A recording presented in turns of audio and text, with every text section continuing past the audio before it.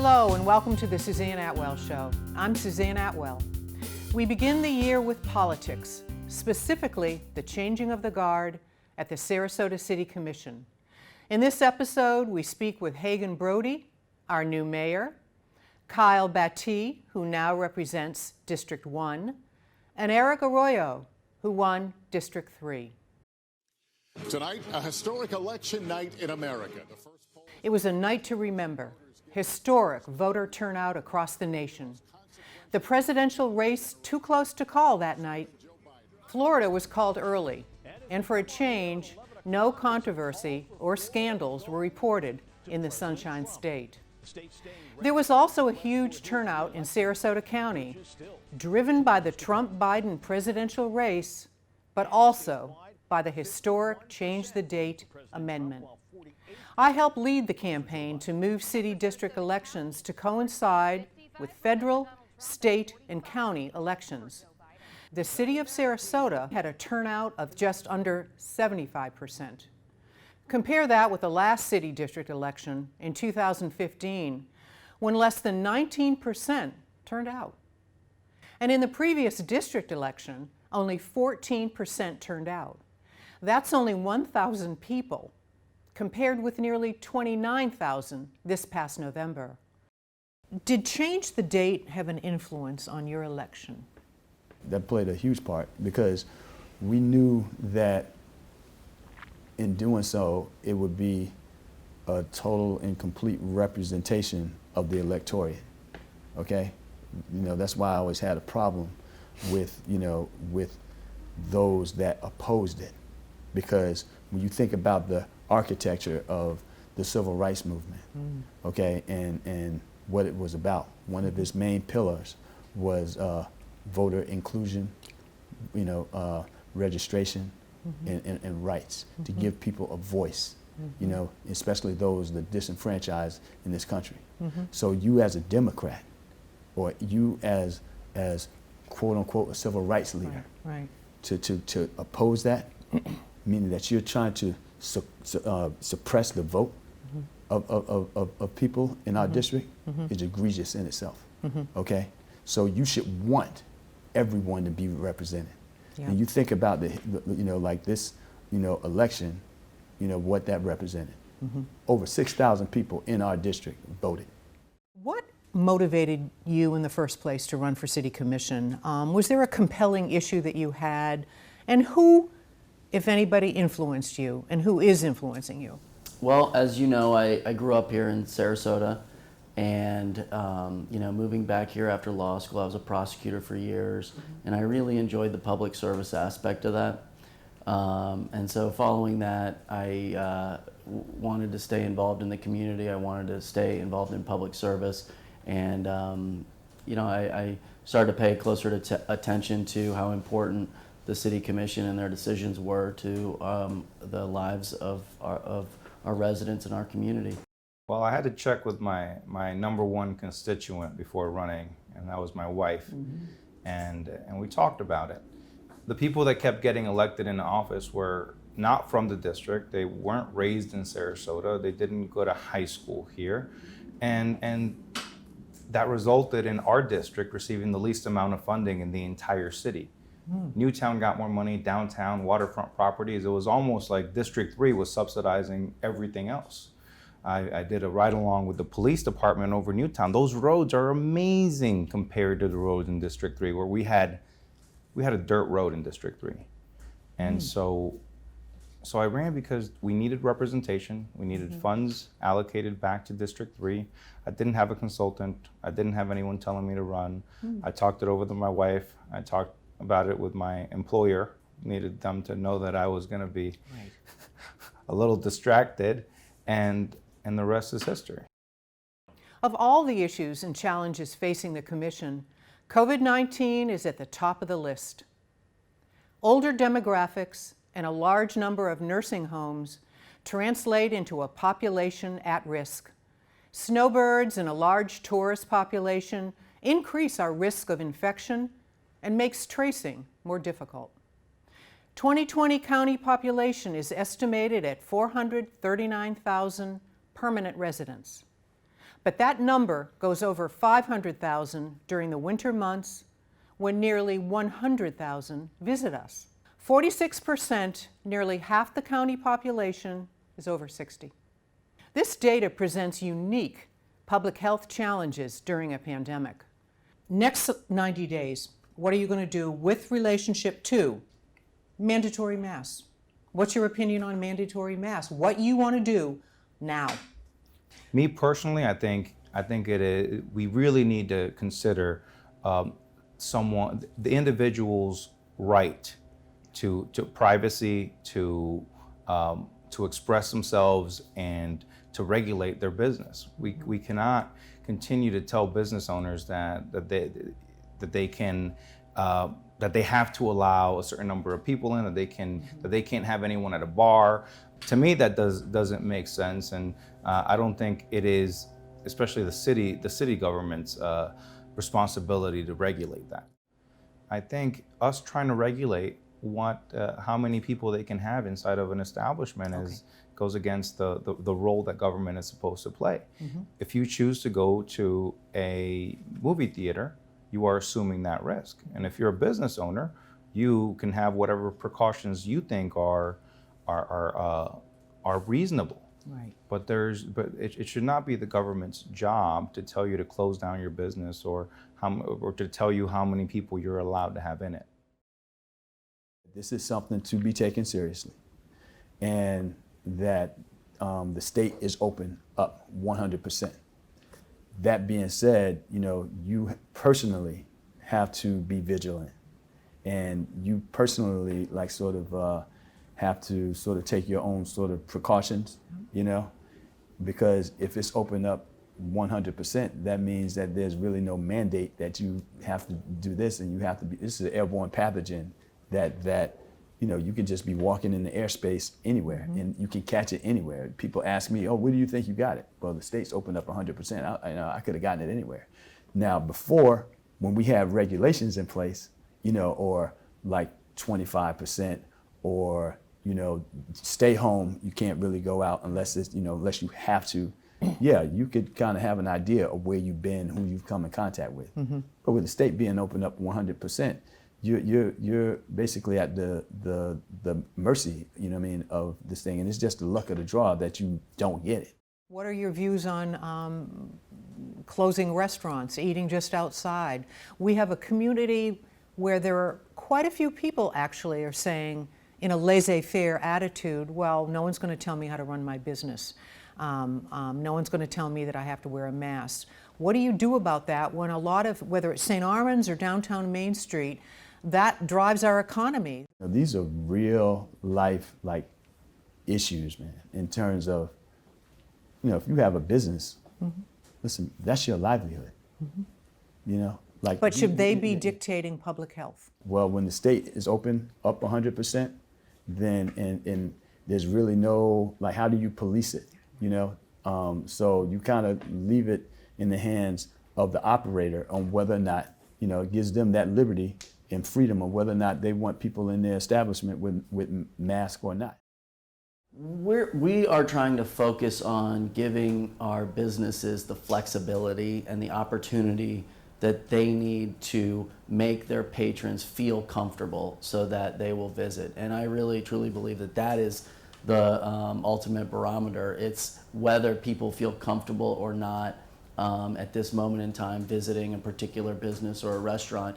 And I think that has a lot to do with the precautions that the restaurant is taking, but also the flexibility that we can help provide them to allow for a safer environment. So one of the things I've been a strong advocate of is opening the streets up and the sidewalks up to allow our restaurants and merchants the opportunity to bring their products outside, outdoors, where people feel more comfortable.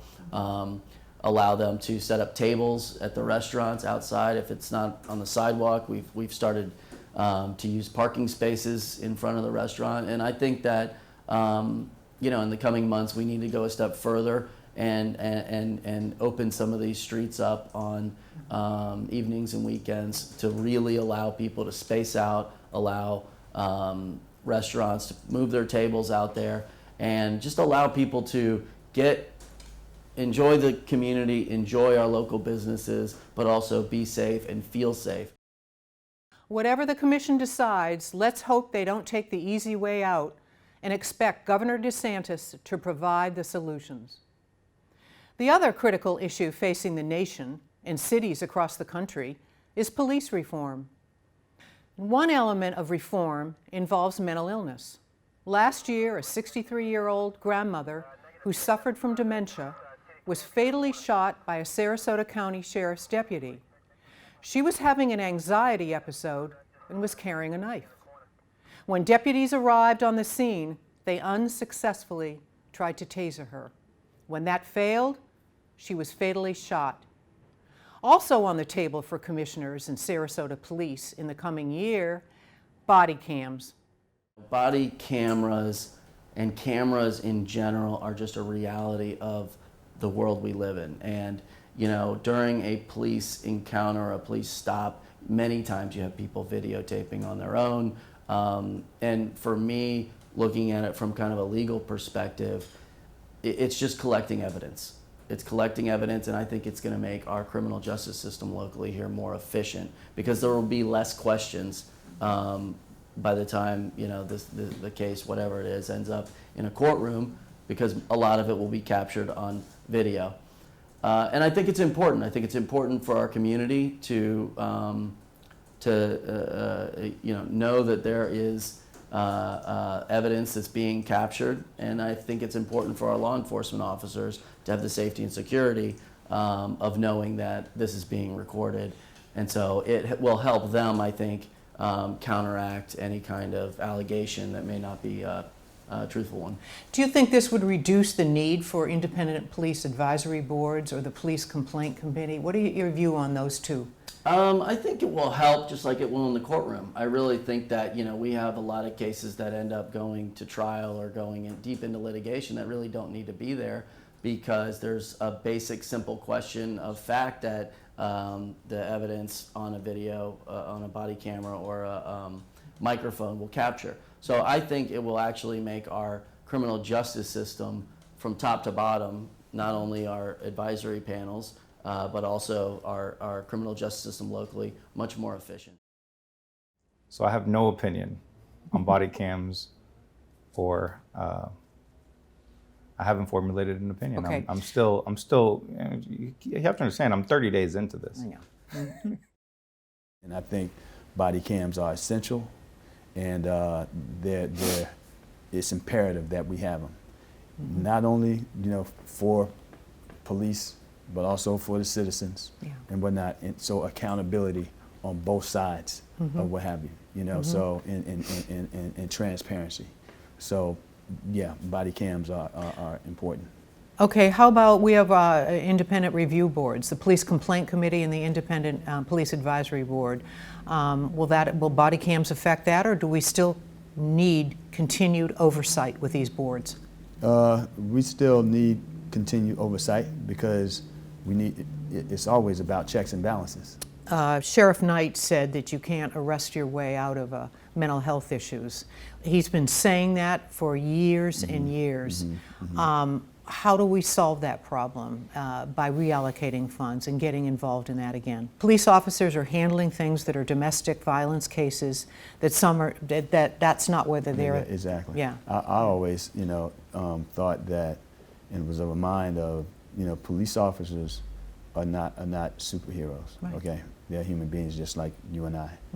And I think that they need to be accompanied by, especially when they get a call, say for something like domestic abuse or something like that, they should be accompanied by a social worker. You know what I mean? There's someone that is basically, that's their field of expertise to deal with that type of scenario, that type of situation. I don't think you can arrest your way out of every problem. Sometimes it's all about rehabilitation. Sometimes it's not about incarcerating someone. That won't solve the much broader problem, which stems from the opioid epidemics and the fact that we shut down all our mental health institutions. I think this new initiative that the county is taking on about creating a new mental health facility, that's not what they're calling it, but that's what it is. Right. is a great step in the right direction because it's not in and out. It's not, we don't have room in our jails. A lot of the people who get in fights or there's an altercation downtown, they go to jail and they're let out within 24 hours. So I think rehabilitation is where it's really at. Right, and homelessness is a mental health problem. It kind of all goes back to mental health issues, doesn't it? Yes, actually, there was a survey taken and 51% of all homeless individuals identify as having some sort of mental health problem. And it's important that we as a community understand that we can't just put everyone in jail and expect them to come out and not have those problems. So do we have the money to do this?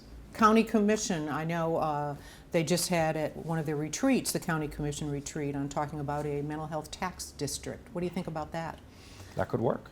That could work. Are you telling me that we can afford hundreds of millions of dollars for the Bay and we can't afford, $10 million for homelessness? It only makes sense to me that we as a very rich city can manage or reallocate something in our budget to accommodate for that, because if you look at the services that are provided to the homeless population, it costs us indirectly about $10 million a year. Interesting. And we only allocate barely over one. Right. And finally, you created a stir when you brought back the infamous Robert Marbet, the homeless czar, to talk about issues. It created quite a stir because for the past couple of years, a lot of our stakeholders have been kind of on the same page with that, trying to get together. What was your motivation for that, and where's your priority with that? Where do you want to go with it? Well, Robert Marbet was paid by the city and the county at one point to come. We couldn't afford him then, and we probably can't afford him now. We can't pay for another consultant. So he's in a national position that we don't know how long he's going to have it for. He seems to think it's towards the end of his tenure. And so why not bring him down here when it costs taxpayers $0? And that's what we did. And people were up in arms just because someone was coming to speak. I'm not a fascist. Yeah. I'm not trying to shut anyone down. I was welcoming everyone and anyone. I publicly noticed this meeting for that purpose. I wanted people who were against him to be there. But the one thing we're not going to do is shut someone down or prevent them from coming to Sarasota like the mafia would do. So I agree with some of the things he has proposed. He says Sarasota is one of the best places in the country in terms of helping homeless families and children. But we are seriously lacking when it comes to helping individual men and women between the ages of 25 and 40. I am a big supporter of our police department. I was a prosecutor for years and I was in the trenches with them. Our law enforcement officers are top notch, absolutely world class. And so, our job and my job as a commissioner and now a mayor is to allow them the tools that they need to effectively do their job, which is a very complicated one, a very complex one, and they deal with a whole range of issues. So should we hire more mental health, social workers, crisis management experts? How are we going to do that? How do we pay for that? Police and public safety is a huge part of our budget, and there's a good reason for that. People demand to have a safe environment to raise their families and raise their kids in. And there are things that I think, more tools that we can add to the tool belt of law enforcement. And I think that having some of these crisis management professionals within the department is a good idea. But that doesn't replace the law enforcement officer that, when people call 911, they expect a cop to show up. And so, I can see a scenario where you do have law enforcement officers teaming up with a mental health professional or a substance abuse professional or kind of a homeless advocate. But I think it's multifaceted. I do think that there is a place and a need for more mental health, just addressing mental health issues. COVID, police reform, mental health, the homeless. The city has a challenging agenda. And let's not forget what drives our economy: why people come to Florida, great weather, beaches, and the Gulf of Mexico. Red tide costs millions, and still we have no solution for fighting it. Sewage spills into the bay and Gulf from a county water treatment plant are being worked on but remain unfinished. A housing boom has fed unprecedented developments in the city and the suburbs. They present threats to our environment that need to be regulated. And now we have a new threat to worry about: commercial fish farming in the Gulf of Mexico. What are your views on whether this is a viable thing? There's a lot of pushback on what this will do to our Gulf waters if we go ahead with this fish farm. Well, the city should only get involved when they are asked to be involved. We should not be interjecting into already existing discussions. I believe the city can refocus on the environment by, let's say, creating a green building code, by engaging the stakeholders in the community and seeing how we can incentivize green buildings to be made, how we can incentivize renewable sources of energy with tidal, wave, solar, wind. We have all that here in Florida, and it's about time we use that to better the lives of our citizens. Do you think that the City Commission should take issue with this, as it might affect or make worse red tide or other issues if we do this fish farming in the waters? Most definitely. You know, it's, again, I say it again, it's incumbent upon us, you know, as you know, city leaders, to do everything in our power to protect, you know, the water environment and marine environment and the waterways, you know, of our city. First of all, I don't know enough about the whole operation to really opine on whether it's good or bad or beneficial or not beneficial. You know, I think that there has to be some guidance from the scientists and from the academic community as to whether or not this operation will increase the severity of red tide blooms that affect us so dramatically. That is really the singular question that needs to be answered, and it needs to be answered clearly. During my 8 years in office, including my 2 terms as mayor, many of the same issues were on the table. These things take time. They are complex, they are controversial, and they are expensive. So in the final analysis, you're very short into your tenure on the commission. You're already vice mayor. What's your vision for this city? What do you want to do? What I want to do, I'd really like Sarasota to be the place that my children want to raise their children in. It is, I want it to be a vibrant place where we have housing for people of all different types of income. I see it as a place that has roads and an infrastructure that is cared for. I see it as a place that has utilities that are manageable, that every time there's a capital project, it's not just placed on the backs of taxpayers. I see it as a place that I want us to have the cleanest water in Florida. I imagine a bay that rivals that of the Bahamas. And I imagine a Sarasota where people can come to start a family, to retire, or to start a business. I want us to be very business friendly and have a vibrant downtown that people can just come and shop and know that they will find what they're looking for there. Okay, finally, you're mayor now. You've set a new tone for oversight, responsibility, leadership, in an efficient use of the gavel in such a short period of time. So my question is, in your use of time in leadership, how does that fare with previous commissions and how they governed and use of the gavel? What are your thoughts on that? Well, you know, for those who maybe don't follow our commission meetings as closely, I've been trying to bring a little more structure and a little more